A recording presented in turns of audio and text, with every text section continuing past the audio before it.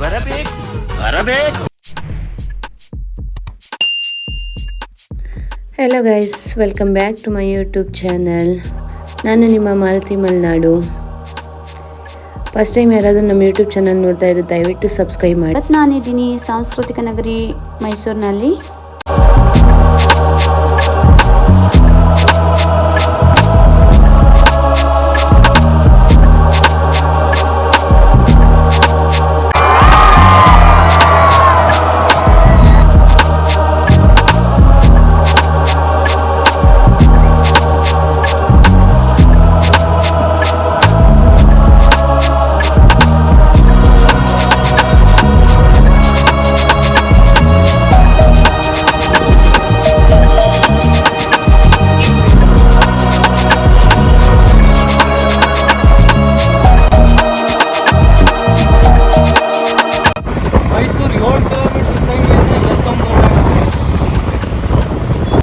Finally ನಾವು ಮೈಸೂರಿಗೆ ಬಂದ್ವಿ. ಫಸ್ಟು ಡಿಸೈಡ್ ಮಾಡಿರೋದು ನಾವು ಮೈಸೂರು ಚಾಮುಂಡಿ ಬೆಟ್ಟಕ್ಕೆ ಹೋಗೋಣ ಅಂತ.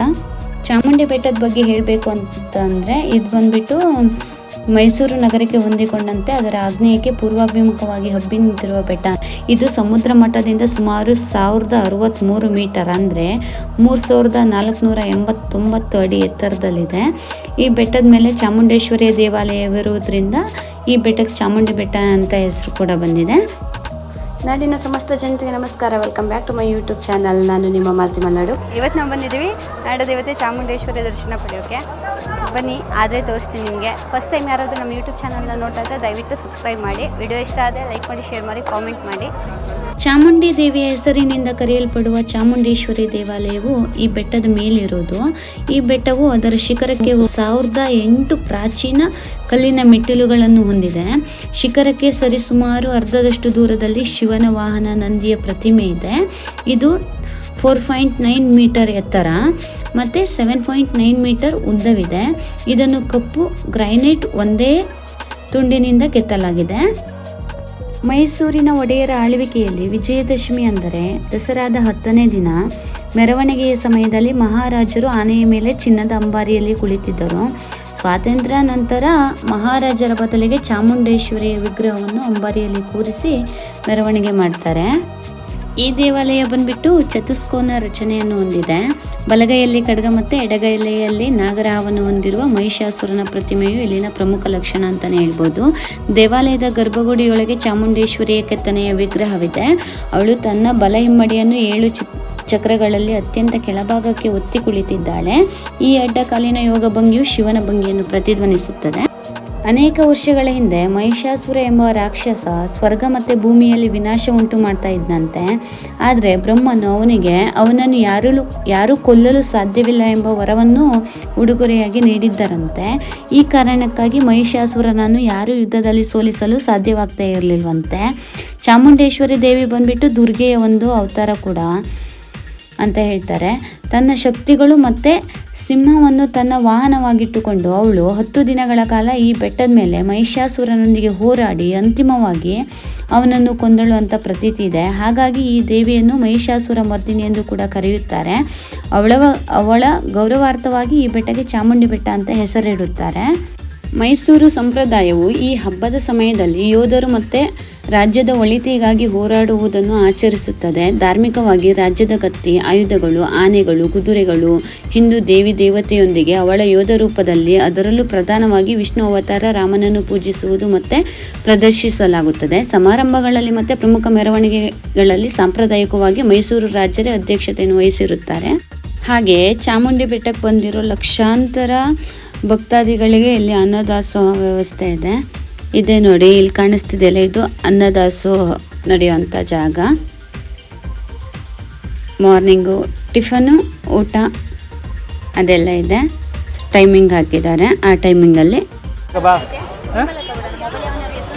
ಯಾರು ಎತ್ಕೊ ಹೋಗ್ತಾರೆ ಬಾ. ಆ್ಯಕ್ಚುಲಿ ಮೈಸೂರಲ್ಲೇ ಕಳ್ತನ ಅಂತ ಫಸ್ಟ್ ಸ್ಟಾರ್ಟ್ ಆಗಿದೆ ಮೈಸೂರಲ್ಲಿ.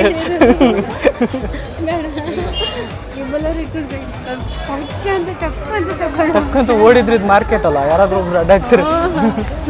ಆಮೇಲೆ ಬಾಯಿ ಪಡ್ಕೊಂಡ್ರಿ ಯಾರು ಆಗಿರ್ಲಿ ನೋಡು. ಹಾಳಾಗೋಬೇಡ. ತಗೊಳ್ಳೋಣ ಸ್ವಲ್ಪ ರಿಸ್ಕ್. ಸಖತ್ ಆಕ್ಟಿಂಗ್ ಮಾಡ್ತಿದ್ದೆ ಕಾರಣ ರಿಸ್ಕ್ ತಗೊಳ್ಳೋಣ ಸ್ವಲ್ಪ ಲೈಟಾಗಿ, ಜಾಸ್ತಿ ಏನಿಲ್ಲ. ಸೊ ಇವಾಗ ಮಾರ್ಕೆಟ್ ಏರಿಯಾದಿಂದ ನಾವು ಮಹಿಷಾಸುರನ ನೋಡೋಕೆ ಹೋಗ್ತಾ ಇದ್ದೀವಿ. ಚಿಕ್ಕದೊಂದು ಮ್ಯೂಸಿಯಂ ಇದೆ ಅಲ್ಲಿ.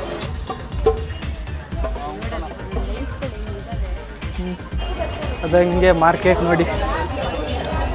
ಸೊ ದೇವಸ್ಥಾನಕ್ಕೆ ಬಂದರೆ ಇಲ್ಲಿ ಪರ್ಚೇಸಿಂಗು ಆಗುತ್ತೆ. ಎಲ್ಲ ಐಟಮ್ ಬಟ್ಟೆ ಅಂಗಡಿನೂ ಇದೆ.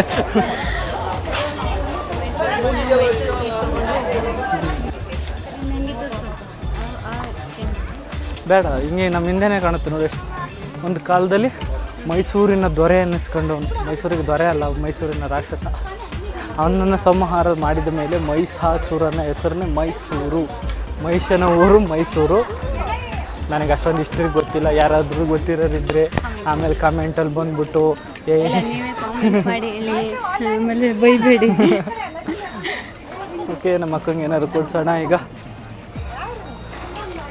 10 ರೂಪಾಯಿದು ಒಂದು ನಾಯಿ ಬಿಸ್ಕೆಟ್ ಕೊಡ್ಸೋಣ. ಬೆಳಗಿಂದ ಹಾಳಾಗೋಗ್ಲಿ, ಅಲ್ಲಿ ಊಟ ಕೊಡ್ಸೋಣ ಅಂದ್ರೆ ಅಲ್ಲಿಂದನೂ ಯಾಕೆ ಬಂದ. ಬೆಳಗಿಂದ ಒಂದು ತನ್ನ ಕಾಣಿಸಿಲ್ಲ. ಈಗ ಒಂದು 10 ರೂಪಾಯಿದು ಒಂದು ನಾಯಿ ಬಿಸ್ಕೆಟ್ ಕೊಟ್ಟರೆ ನಮ್ಮ ಅಕ್ಕ ಸರಿ ಆಗ್ತಾಳೆ, ಇಲ್ಲಾಂದ್ರೆ ಹಿಂಗೆ ಕೂಗ್ತಾ ಇರ್ತಾಳೆ. ಕಣ್ಣಲ್ಲಿ ಇನ್ನೀ ಏನೇನು ನೋಡಬೇಕೋ ಕಾಣ. ಸೊ ಎಂಡೋ ಮಹಿಷಾಸುರನ ಜಾಗಕ್ಕೆ ಬಂದ್ವಿ.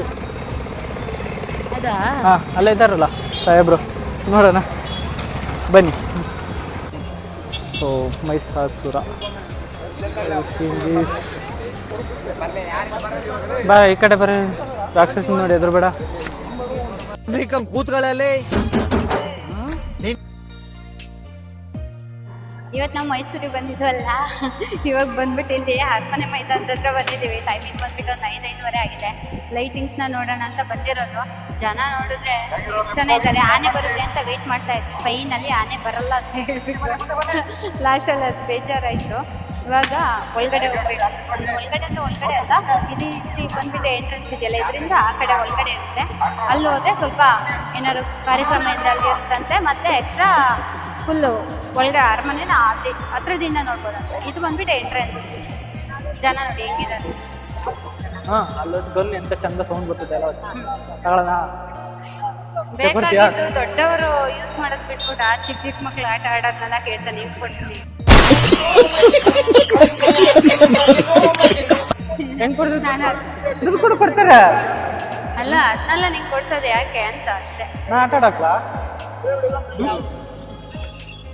ನಾ ಏನು ಆಟ ಆಡಲ್ಲ?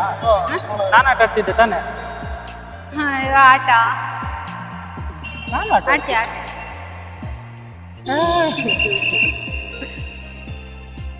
ಅರಮನೆಯ ಆವರಣದಲ್ಲಿ 12 ದೇವಸ್ಥಾನಗಳಿವೆ. 14ನೇ ಶತಮಾನದಲ್ಲಿ ಕಟ್ಟಿದ ಕೋಡಿ ಭೈರವನ ದೇವಸ್ಥಾನದಿಂದ ಹಿಡಿದು 1953ರಲ್ಲಿ ಕಟ್ಟಲಾದ ದೇವಸ್ಥಾನಗಳು ಇವೆ.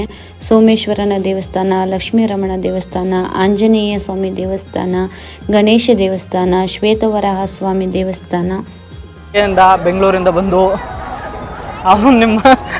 ಅವನ ಹತ್ರ ಮಳೆ ಹೊಡಿಸ್ಕೊಂಡು ಮೇನು ಮೈಸೂರು ಟ್ರಿಪ್ನ ದಸರಾ ನೋಡೋಕ್ಕೆ ಅಂತ ಬಂದಿದ್ದು. ಮರೆಯೋಕ್ಕಾಗಲ್ಲ. ದಸರಾ ಒಂದು ಬಿಟ್ಬಿಟ್ಟು ಬೇರೆ ಎಲ್ಲ ನೋಡಾಯ್ತು. ಫೈನಲಿ ಅರಮನೆ ಮೈದಾನ ಇನ್ ಫ್ರಂಟ್ ಆಫ್ ಪ್ಯಾಲೇಸ್. ಬೆಳಗ್ಗೆಯಿಂದ ಆಗಿದ್ದು ನೋಡ್ಬಿಟ್ರೆ ವಾಪಸ್ ಹೋಗಿ. ಈ ಮೈಸೂರು ಅರಮನೆಗೆ ಅಂಬಾವಿಲಾಸ ಅರಮನೆ ಅಂತಾನೆ ಕರೀತಾರೆ. ಮೈಸೂರು ನಗರದಲ್ಲಿರುವ ಅನೇಕ ಅರಮನೆಗಳಲ್ಲಿ ಮುಖ್ಯವಾದ ಅರಮನೆ ಇದು. ನಮ್ಮ ಮೈಸೂರು ಅರಮನೆಗಳ ನಗರ ಅಂತಾನೆ ಕರೆಯಲ್ಪಡುತ್ತೆ. ಮೈಸೂರು ಅರಮನೆ ಎನ್ನುವಾಗ ಸಾಮಾನ್ಯವಾಗಿ ಮುಖ್ಯ ಅರಮನೆಯಾದ ಅಂಬಾವಿಲಾಸವನ್ನು ನಿರ್ದೇಶಿಸಿ ಹೇಳಲಾಗುತ್ತೆ. ಇದು ಹಿಂದಿನ ಮೈಸೂರು ಸಂಸ್ಥಾನದ ಒಡೆಯರ ವಂಶದ ಅರಸರ ನಿವಾಸ ಹಾಗೂ ದರ್ಬಾರ ಶಾಲೆಯಾಗಿತ್ತು. ಈ ಅರಮನೆಯ ನಿರ್ಮಾಣ ಪ್ರಾರಂಭಿಸಿದ್ದು 1897ರಲ್ಲಿ. ನಿರ್ಮಾಣ 1912ರಲ್ಲಿ ಮುಗಿಯಿತು. ಮೈಸೂರಿನ ಪ್ರವಾಸಿ ಆಕರ್ಷಣೆಗಳಲ್ಲಿ ಮುಖ್ಯವಾದ ಸ್ಥಳಗಳಲ್ಲಿ ಈ ಮೈಸೂರು ಅರಮನೆ ಕೂಡ ಒಂದು. ಮತ್ತೊಂದು ನೋಡಿ, ಅಲ್ಲಿ ವೇಟ್ ಮಾಡ್ತಾ ಇದ್ವಿ ಆನೆಗೋಸ್ಕರ. ಆನೆ ಬರಲ್ಲ ಅಂತ ಕಳಿಸ್ಬಿಟ್ರು. ಒಳಗಡೆ ಬಂದು ನೋಡಿದ್ರೆ ಆನೆ ಬಂದುಬಿಡೋದಾ? ಫೈನಲಿ ಆನೆನ ಕೂಡ ನಾವು ದರ್ಶನ ಮಾಡಿದಾಗಾಯಿತು. ನೋಡಂಗೆ ಪ್ಯಾಲೇಸ್ ನೋಡಿ ಹೆಂಗಿದೆ. ಪ್ಯಾಲೇಸ್ ಒಳಗಡೆ ಎಂಟ್ರಿ ಕೊಡ್ತಾರೆ. ಹಾಂ, ಪ್ಯಾಲೇಸ್ ಒಳಗಡೆ ಈಗ ಎಂಟ್ರಿ ಇದೆ. ಫ್ರೀ ಇಲ್ಲ ಅನ್ಸುತ್ತೆ. ಇವತ್ತು ಫ್ರೀನೇ. ಹೋಗೋಣ. ಈ ಸತಿ ದಸರಾದಲ್ಲಿ ಲೈಟ್ ಆನ್ ಮಾಡಕ್ ಮುಂಚೆ ನಾವು ಬಂದಿದ್ದೀವಿ. ಜೀವನದಲ್ಲಿ ಮೊದಲ ಬಾರಿ ಬಂದಿರೋದು. ಹೂ ಸ್ಟಾಪ್ಡ್ ಯು? ನಿಮ್ಮನ್ನ ತಡೆದಿರುವವರು ಯಾರು? ದಸರಾಕ್ಕೆ ಮೈಸೂರಿಗೆ ಎರಡೂನು. ಇದೇ ಮೊದಲ ಬಾರಿ ದಸರಾಕ್ಕೂ ಮೈಸೂರಿಗೂ. ಇಲ್ಲ ಕೂಡ ಅಡ್ವರ್ಟೈಸ್ಮೆಂಟ್ ನಮ್ಮಲ್ಲೇ ಮೊದಲು ಅಂತಾರಲ್ಲ ಹಂಗೆ ನ್ಯೂಸ್ ಚಾನಲ್ ಅವರು. ಜೀವನದಲ್ಲಿ ಮೊದಲು ನಾನು.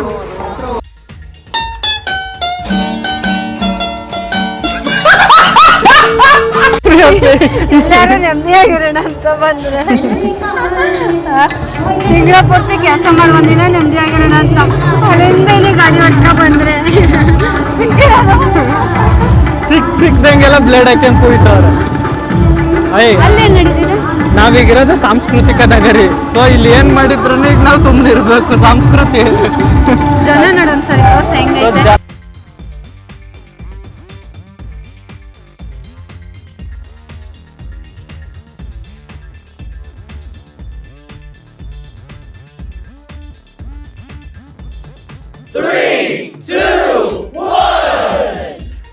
ಈ ಅರಮನೆಯ ವಾಸ್ತುಕಲೆಯ ಶೈಲಿಯನ್ನು ಸಾಮಾನ್ಯವಾಗಿ ಇಂಡೋ ಸರಾಸೆನಿಕ್ ಶೈಲಿ ಎಂದು ವರ್ಣಿಸಲಾಗುತ್ತದೆ. ಮುಖ್ಯವಾಗಿ ಹಿಂದೂ, ಮುಸ್ಲಿಂ ಮತ್ತು ಗೋಥಿಕ್ ಶೈಲಿಯ ವಾಸ್ತುಕಲೆಗಳನ್ನು ಅರಮನೆಯ ನಿರ್ಮಾಣದಲ್ಲಿ ಉಪಯೋಗಿಸಲಾಗಿದೆ.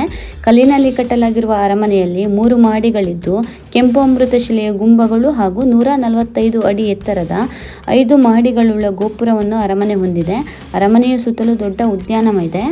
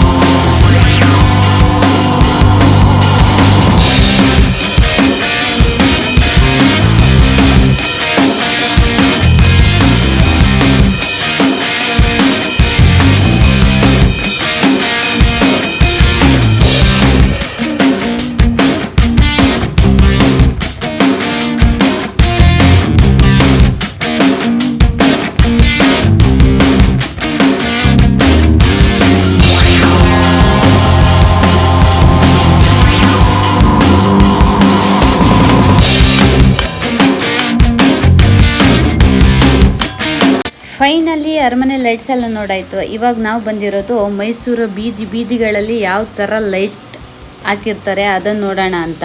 ನಾಡಹಬ್ಬ ಮೈಸೂರು ದಸರಾ ಬಂದುಬಿಟ್ಟು ವಿಶ್ವವಿಖ್ಯಾತಿಯನ್ನೇ ಪಡ್ಕೊಂಡಿದೆ. ಅದೆಲ್ಲರಿಗೂ ಗೊತ್ತಿರೋ ಅಂಥನೇ ವಿಷಯ. ಪ್ರತಿ ನವರಾತ್ರಿ ಹಾಗೆ ವಿಜಯದಶಮಿ ಅಷ್ಟೂ ದಿನ ಕೂಡ ಮೈಸೂರು ಇದೇ ರೀತಿ ಜಗಮಗಿಸ್ತಾ ಇರುತ್ತೆ. ಇಲ್ಲಿ ಕೋಲ್ಕತ್ತಾ ಮಾದರಿಯ ಲೈಟಿಂಗ್ ಅಳವಡಿಸಲಾಗಿದೆ. ಈ ಬಾರಿ ಮೈಸೂರಲ್ಲಿ 136 ಕಿಲೋಮೀಟರ್ ವ್ಯಾಪ್ತಿಯ ರಸ್ತೆಗೆ ಹಾಗೆ 118 ಸರ್ಕಲ್ಗಳಲ್ಲಿ ದೀಪಾಲಂಕಾರ ಮಾಡಿದ್ದಾರೆ. ಇದ್ರ ಜೊತೆಗೆ ಮೈಸೂರಿನ ಪ್ರಮುಖ ಕಡೆಗಳಲ್ಲಿ LED ಬಲ್ಬ್ಗಳಿಂದ ನಿರ್ಮಿಸಲಾದ 80 ವಿವಿಧ ಪ್ರತಿಕೃತಿಗಳನ್ನು ಕೂಡ ಇರಿಸಿದ್ದಾರೆ.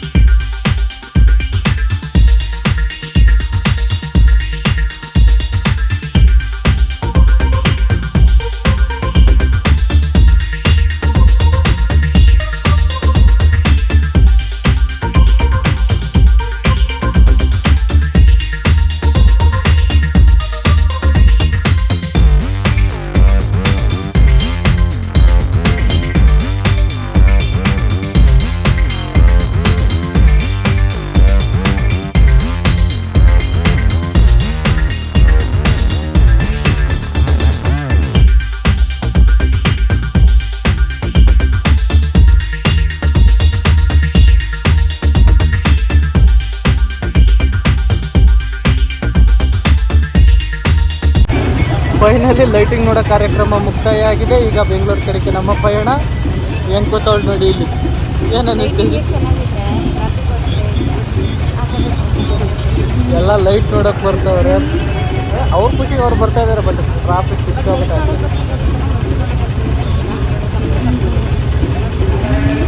ಬಟ್ ಎಲ್ಲ ಬೀದಿಯಲ್ಲೂ ಚೆನ್ನಾಗಿದೆ ಲೈಟಿಂಗ್.